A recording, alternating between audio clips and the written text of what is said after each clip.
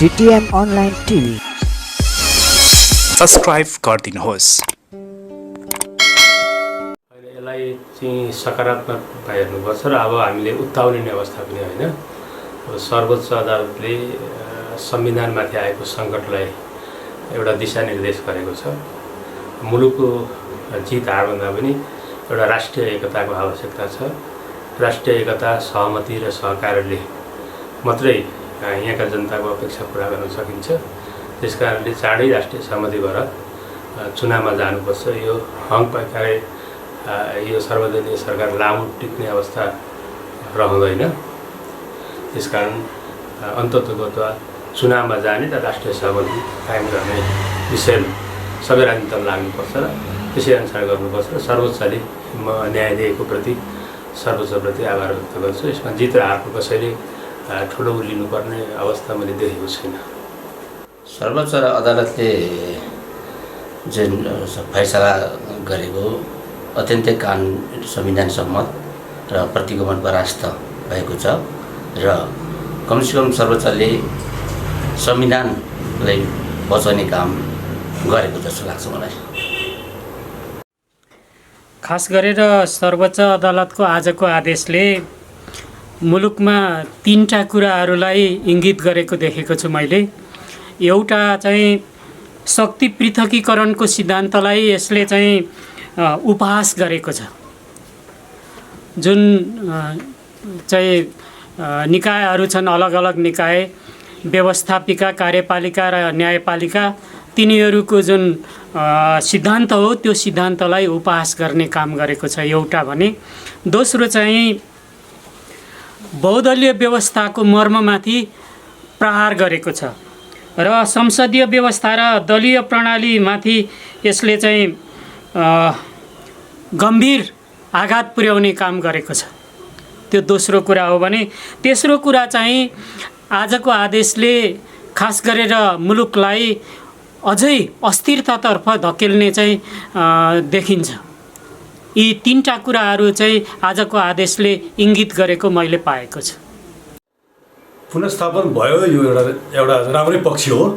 तर सर्वोच्चले प्रधानमन्त्री नियुक्ति गर्ने कहीँ कानुनमै छैन, यो गलत हो। संसदले मात्रै हो चाहिँ सर्वोच्चलाई अधिकार छैन। त्यसकारण यो आमूल परिवर्तन हुनुपर्छ। कुनै यो दलीय चाहिँ व्यवस्था ठिक छैन भन्ने चाहिँ हाम्रो ठहर छ क्या। यो चाहिँ व्यथिति भयो, राज्य व्यथिति भयो, जनताले दुःख पाएछन्। काहीँ शान्ति अमन चाहिन्छ, काहीँ दुःख पाइरहेछन्, सबै सुख काहीँ छैन। अब यो संसद पुनर्स्थापनाको विषयमा चाहिँ धेरै चर्चा परिचर्चा छलफल धेरै भइसकेका पनि छन् होइन। यहाँ नबुझ्नुपर्ने कुरा पनि केही पनि छैन।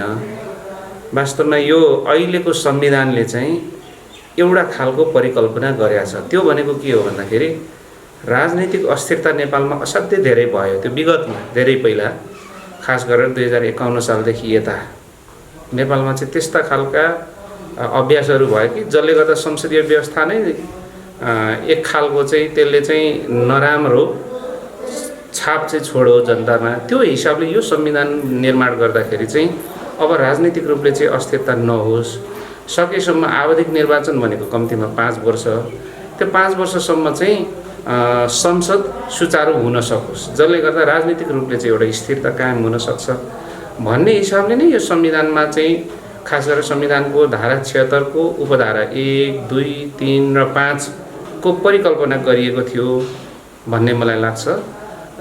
तर अब विडम्बना के भने राजनीतिक एउटा दाउपेच, राजनीतिक रूपले चाहिँ खास कुरा अलिकति नमिल्दा केही त्यस्तो हुँदाखेरि नेपालको वर्तमान संविधानमा त्यस्तो व्यवस्था हुँदाहुँदै पनि दुई पटक संविधानको तिनै धाराहरूलाई देखाएर संसद फेरि भङ्ग गर्ने काम भयो।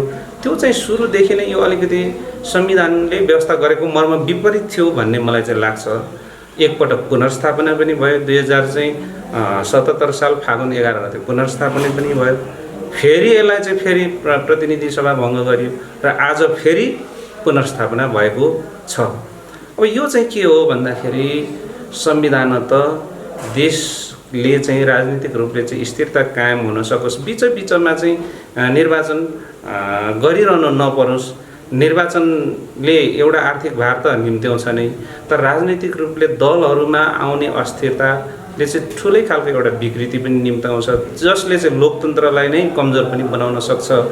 त्यो हिसाबले हेर्दाखेरि अहिले प्रतिनिधि सभा पुनर्स्थापना भयो र यो पुनर्स्थापना भइसकेपछि एउटा सन्देश के जान्छ भने अब जथाभावी सरकारमा पुगेका मान्छे, सरकारलाई चाहिँ अर्थात् देशलाई सञ्चालन गर्न पुगेका मान्छेहरूले, व्यक्तिले जथाभावी आफू खुसी, आफूलाई चाहँदा, आफूलाई लाग्दा फेरि चाहिँ प्रतिनिधि सभा भङ्ग गर्ने आँट हिम्मत गर्दैनन् होला, जसले गर्दाखेरि चाहिँ देशको राजनीतिक स्थिरता कायम गर्नलाई चाहिँ मद्दत पुग्छ, जसले संविधानको पनि रक्षा हुन्छ, लोकतन्त्रको पनि रक्षा हुन्छ भन्ने मलाई लाग्छ।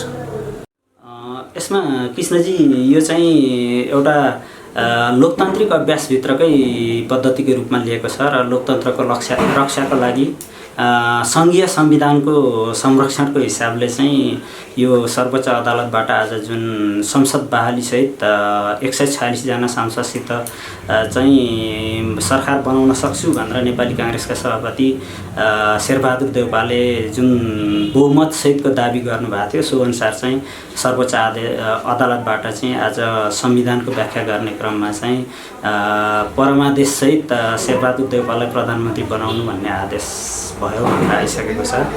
यो चाहिँ संविधानकै रक्षाको लागि, सङ्घीय लोकतान्त्रिक पद्धतिको संरक्षण र प्रवर्धन गर्नको लागि, लोकतन्त्रको रक्षाको लागि र लोकतन्त्रलाई संस्थागत विकास गर्नका लागि चाहिँ सम्मानित सर्वोच्च अदालतबाट एउटा गरिमामय निर्णय भएको छ भन्ने लागेको छ। अब यो समग्रमा चाहिँ के हो भने मुलुक राजनीतिक रूपमा अस्थिर हुँदाखेरि उद्योग व्यवसाय, कल कारखाना लगायत सम्पूर्ण औद्योगिक क्षेत्रहरू चाहिँ ठप्प हुन्छ। त्यसैले गर्दाखेरि हिजोका दिनमा मुलुकमा चाहिँ एक खालको राजनीतिक अस्थिरता उत्पन्न भएको थियो। मलाई लाग्छ यो पछिल्लो समयमा संसद पुनर्स्थापना सर्वोच्च अदालतको जुन यो फैसला आएको छ, यसले चाहिँ पुनः राज्यलाई एउटा अस्थिरताबाट स्थिरतातिर उन्मुख हुनका लागि सकारात्मक सहयोग पुग्छ भन्ने मलाई लाग्छ। किनभने हिजो संसद पुनर्गठन भइदिएको खण्डमा त्यसलाई चाहिँ सर्वोच्चले चाहिँ मानिदिएको भएदेखि मुलुक चुनावमा जाने थियो, मुलुक फेरि आर्थिक सङ्कट मुलुकमा थपिने थियो।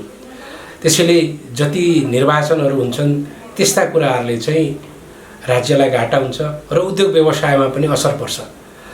यसले चाहिँ यो सम्मानित सर्वोच्च अदालतको पछिल्लो फैसलाले चाहिँ उद्योगलाई आर्थिक रूपमा स्थिरता कायम गर्नका लागि सकारात्मक भएको छ भन्ने मेरो बुझाइ हो। सर्वप्रथम त नेपालमा जुन एउटा संविधान बनेको छ, संविधानको धारा 76(5) बमोजिम चाहिँ जुन एउटा शेरबहादुर देउवाको नेतृत्वमा गठबन्धन भएर चाहिँ के अरे प्रधानमन्त्री बनाउनुपर्छ भनेर सांसदहरूले आफ्नो अधिकार चाहिँ प्रयोग गरेर हस्ताक्षरसहित चाहिँ गएको अवस्थामा वास्तवमा सर्वोच्च अदालतले एउटा कानुन न त नेपालको संविधान अथवा चाहिँ कानुन न त अहिले चाहिँ सर्वोच्च अदालतले अहिले जुन एउटा आजको न्युजमा चाहिँ एउटा शेरबहादुर देउवाको नेतृत्वमा 44 घण्टाभित्र चाहिँ जुन एउटा के अरे शेरबहादुर देउवाको नेतृत्वमा सरकार बनाउनुपर्छ प्रधानमन्त्री भनेको छ, यो एउटा संविधानको के अरे मर्म र कानुन सम्मत छ भन्ने मलाई लागेको छ। सर्वोच्च अदालतले जुन किसिमको आज निर्णय गरेको छ, 146 जनाको हस्ताक्षरसहित अदालत पुगेका सांसदले शेरबहादुर देउवालाई प्राइम मिनिस्टर बनाइपाउँ भनेर जुन खालको निवेदन गरेका थिए र अदालतले जुन खालको निर्णय गरेको छ 48 घण्टाभित्र शेरबहादुर देउवालाई प्राइम मिनिस्टर नियुक्ति गर्न र 7 दिनभित्र सदन बोलाउन गरेको जुन निर्णय, त्यो सँगसँगै संसदको जुन हुइप नलाग्ने गरीको जुन निर्णय गरेको छ, यो वास्तवमा लोकतन्त्र को चाहिँ मर्न लागेको लोकतन्त्रलाई अदालतले के अरे बिउताउने कोसिस गरेको छ। यो अदालतले गरेको निर्णय एकदमै नेपाली जनता र लोकतन्त्रका निम्ति अत्यन्तै उपयोगी निर्णय हो भन्ने लाग्छ। हामीले वास्तवमा देशमा चाहेको चाहिँ कानुनी शासन होस् विधिको शासन होस्, कोही पनि संविधानभन्दा माथि हुँदैन। त्यसो भएको हुनाले नेपाली जनताले लामो समय 70 वर्षभन्दा लामो समय लगाएर चाहिँ ठुलो त्याग बलिदान मार्फत चाहिँ प्राप्त गरेको सङ्घीय लोकतान्त्रिक गणतन्त्र र त्यो सँगै नेपालको संविधान 2072 मार्फत हामीले प्राप्त गरेका उपलब्धिहरूको चाहिँ यो सर्वोच्च अदालतको फैसलाले चाहिँ जगेर्ना गरेको छ। त्यसलाई चाहिँ के भन्छ, यो चाहिँ लोकतन्त्रलाई बचाउने काम हैन, यो संविधानलाई रक्षा गर्ने काम चाहिँ आजको चाहिँ सर्वोच्च अदालतको फैसलाबाट चाहिँ भएको छ भन्ने मैले अनुभूति गरेको छु।